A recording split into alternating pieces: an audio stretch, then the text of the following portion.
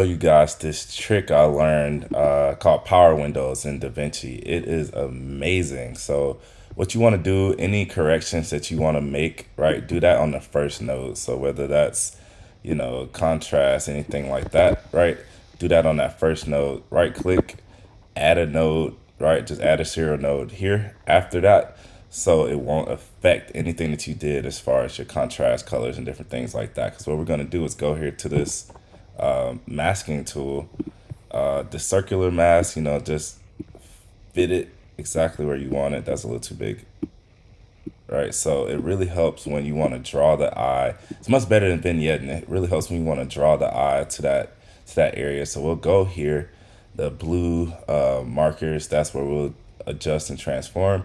And these pink ones will just really take the softness up where we need it. So that first layer, we're going to invert.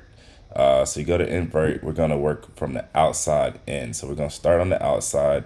Just go here to your curves, just right in the middle, and bring that down, right? This is a way to really spotlight. I didn't really spotlight this. It was a quick shoot. So you see the background, you know, that exposure reduced. So now we're gonna press Option O if you're working on a Mac.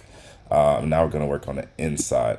So as you see now, we have that spotlight. You just wanna do it till you get a comfortable feel. So this is, you know, from 0. Now we have that, right? You just go to a comfortable place. This is if we were just to highlight without reducing the background. And we just wanna, we can go as far as however we want it. And I really like it right about here. So that's where I'm going to keep it. So that's your power windows. It works on people, objects, different things like that. I did the same thing here.